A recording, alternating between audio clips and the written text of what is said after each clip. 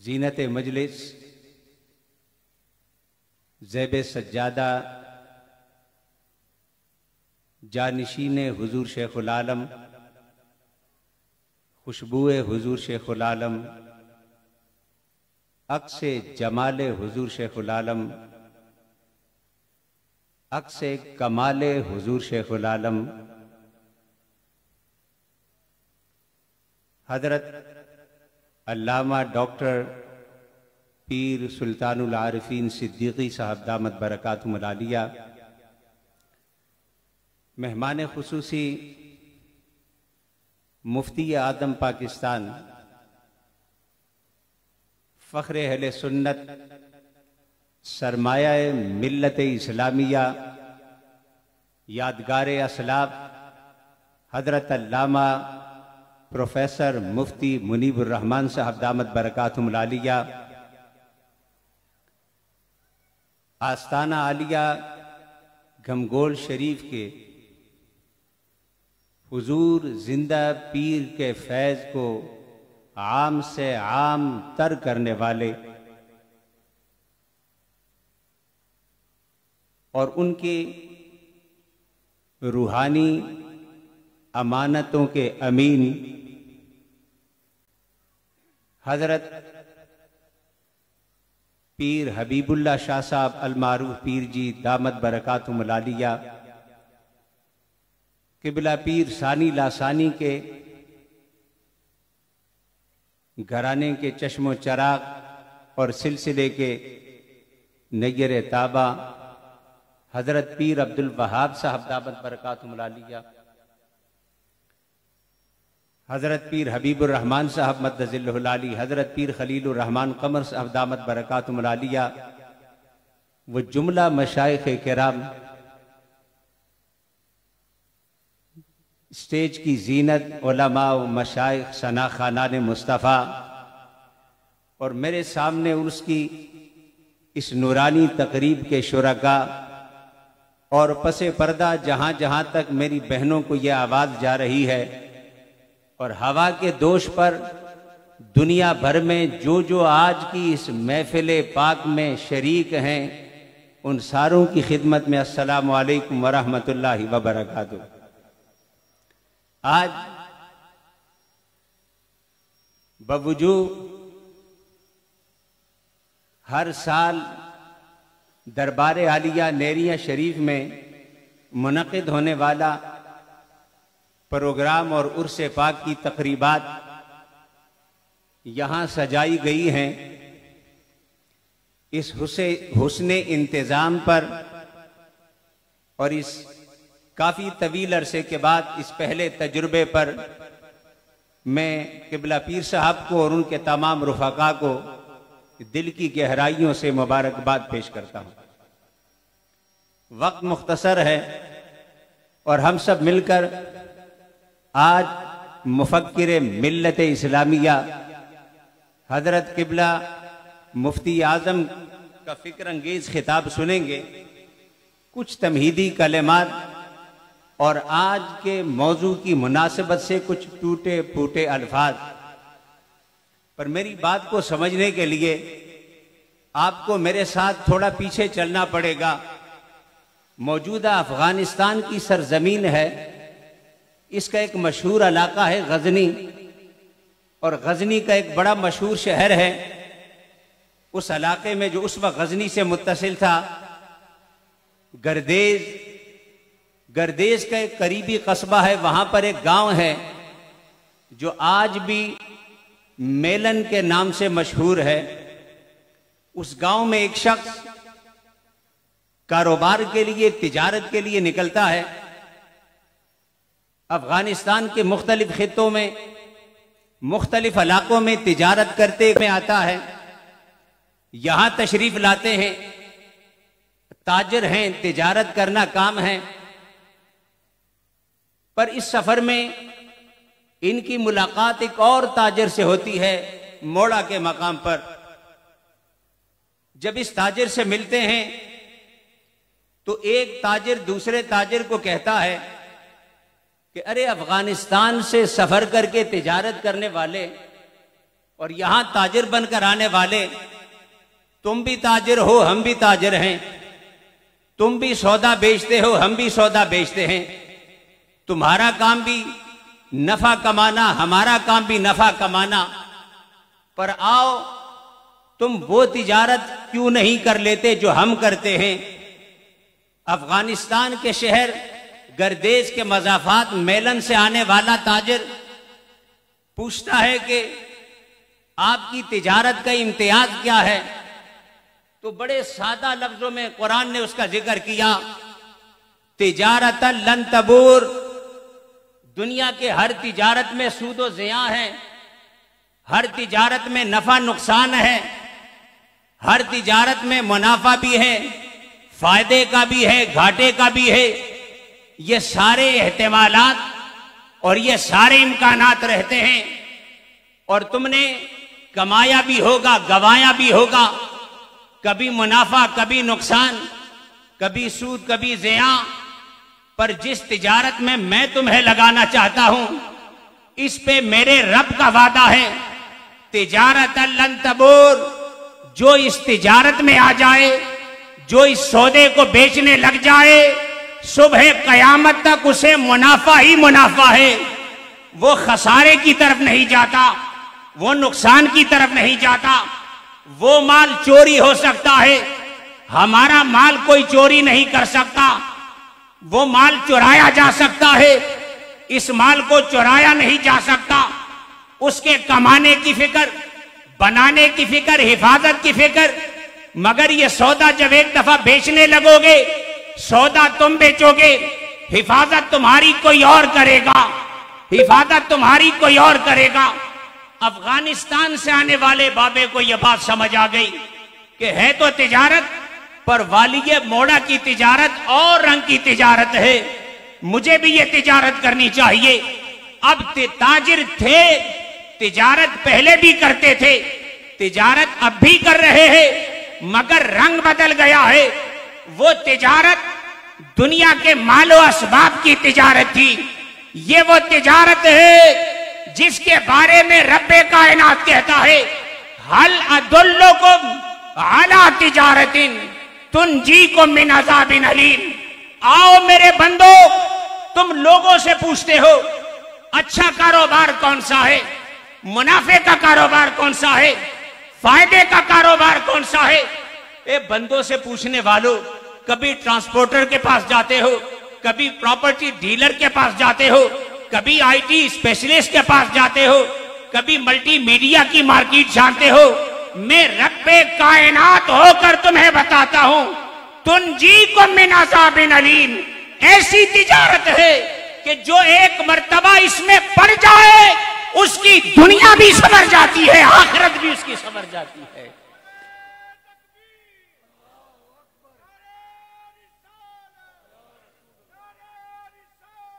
वक्त मुख्तसर है, तिजारत की तफसीलात में ज्यादा नहीं जाना चाहता, मगर 2-3 तिजारत के उसूल पर बात खत्म करूंगा।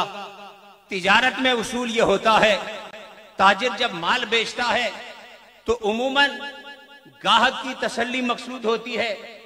अगर गाहक आपका मुतमईन न हो, आपकी दुकान पे मंदा ही मंदा रहेगा, तो मुख्तलिफ तरीके इस्तेमाल होते हैं अपने सौदे को बेचने के लिए। मुख्तलिफ तरीके, एक तरीका है एजुकेटेड तरीका, लिखत पढ़त का तरीका, उसका पंफलेट बना लिया, उसका लीफलेट बना लिया, उसका किताबचा बना लिया, उसे नेट पे चढ़ा दिया। ये बड़ा मारूफ तरीका है, ये कोई मायूब नहीं बल्कि अथेंटिक तरीका है, बड़ा मारूफ तरीका है, दुनिया का वेल ऑर्गेनाइज तरीका है। सदियों से इंसान इस तरीके को अपनाता चला आता है कि बंदा जानना चाहता है कि सौदे की तफसीलात क्या है, मुझे उसमें फायदा क्या है, तो रिटर्न फॉर्म में, कभी किताबचे की शक्ल, कभी पंफलेट की शक्ल, हर दौर के अपने अंदाज हैं। मगर यारो, जमाने में ऐसे भी लोग होते हैं, वो कहते हैं न लिखना जानता हूं, न पढ़ना जानता हूं, देहात से गुजर रहे हैं, तरबूज बिक रहे हैं, तरबूज बिक रहे हैं। आप गए बाबा जी, तरबूज मिठेने के नहीं, बाबा को रसीद कोई नहीं, बाबे को लिखत पढ़त का सारा सामान कोई नहीं, जे होवे भी ते अगे जेड़ा पूछता है ओनू पढ़न ही कोई नहीं आंदा। जो पूछता है न उसे लिखत की खबर न उसे पढ़त की खबर। अब सौदा तो बाबे ने बेचना ही बेचना है।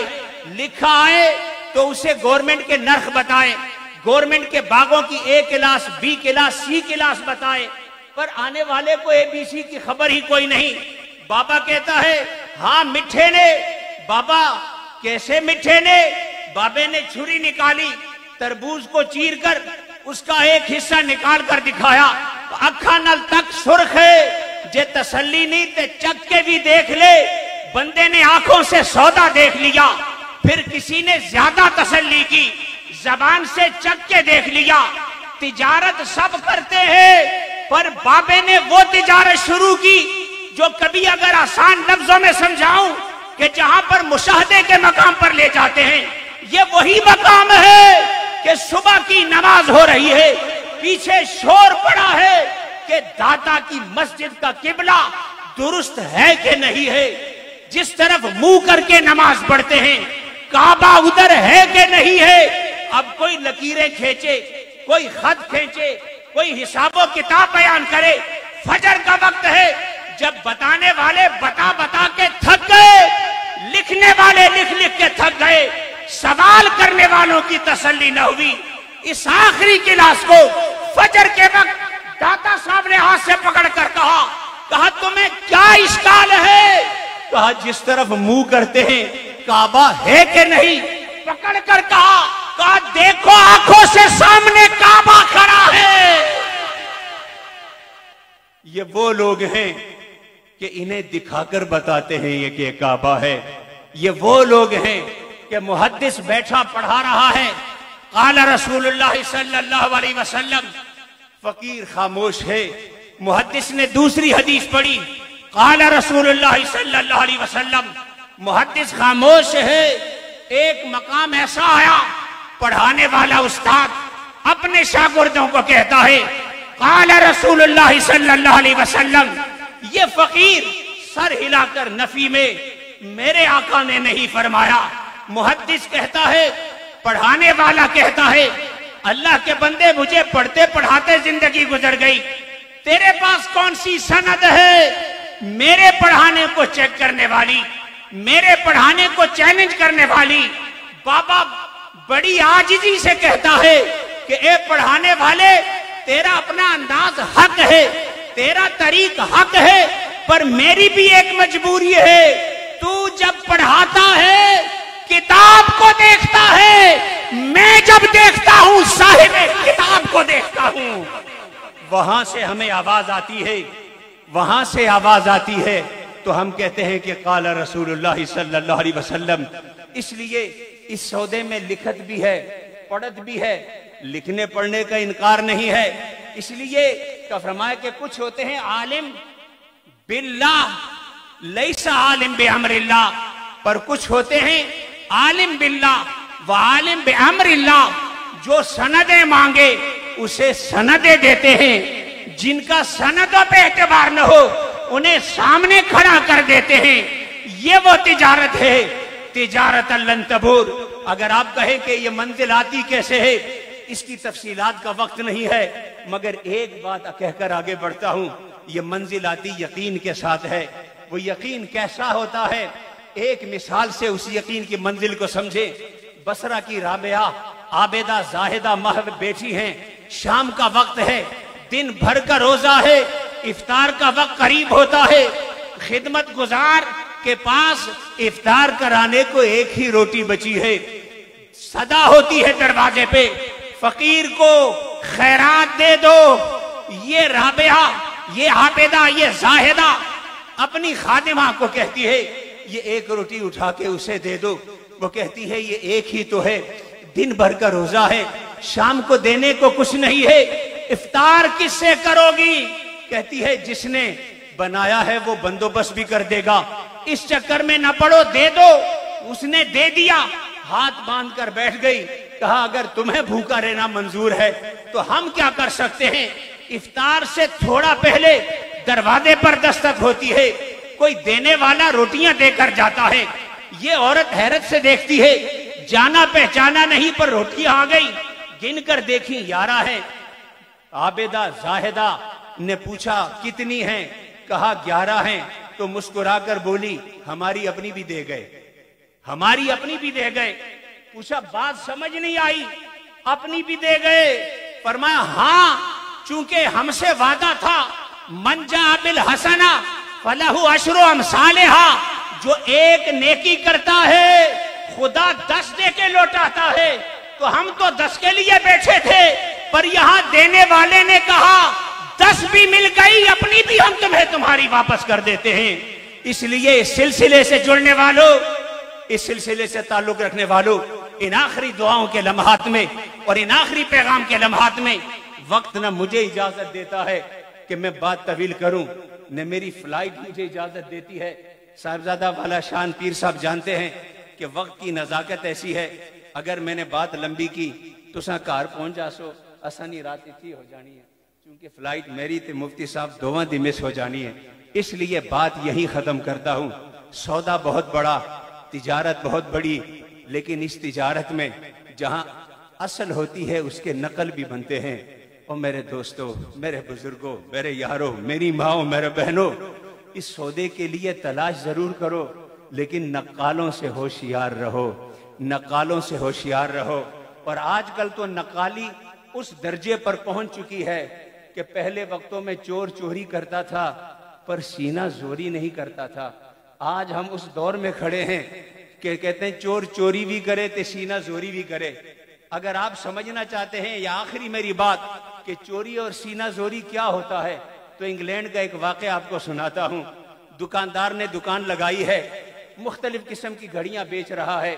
एक चोर आया, उसने शीशे पे मुक्का मारा, फिर दोबारा मुक्का मारा, मारकर उसने शीशा तोड़ा, शीशा तोड़कर घड़ियां उठाकर जेब में डालने लगा। दुकानदार परेशान और हैरान, उसकी तेजी देखी तो दुकानदार कहते व्हाट आर यू डूइंग? कहते अल्लाह अल्लाह के बंदे ये क्या कर रहा है? वो हैरत से कहता है ये क्या कर रहा है? घड़ियों से जेब भरने वाला कहता है are you blind? I am stealing. आंखें अन्ना होया, चोरी कर रहे हैं, और की कर रहे हैं? आज सीना जोरी का वक्त है। वो शर्म और हया के दिन गए जब चोरी करता था तो शर्माता था, जब जुब्बा पहनता था उसका लायक नहीं होता था तो उसे शर्म आती थी, जब सज्जादा लिखता था उसका लायक नहीं होता था तो थोड़ी उसे हया होती थी। अब बेहयाओं के समंदर में जो पहनता है, जो दावे करता है विलायत के, फलाने और जिमकाने दावे भी करता है, उसे अपने आप पर उतना ही यकीन होता है कि वो इसका अहल नहीं है, उसमें ये सलाहियत नहीं है, उसमें ये इस्तेदाद नहीं है। मगर बेशर्मी के उस दौर से गुजर रहे हैं कि चोरी भी करे, सीना जोरी भी करे। और यारो जे चोर सीना जोर हो गए ने, तुसी ही सीधे हो जा, वखा खोल के सौदा तक के लिया करो। चोर अगर सीना जोर हो गए हैं तो आप ही कोई अकल को हाथ लगा के हर जुब्बे कुब्बे हर शजरे को न देखा करो, ये देखो अहलियत भी है कि नहीं, इस्तेदाद भी है कि नहीं, सनद भी है कि नहीं, पीछे कोई साथ निस्बत भी है कि नहीं, और उसका कोई सिलसिला भी है कि नहीं। इसी आज की इस महफिल को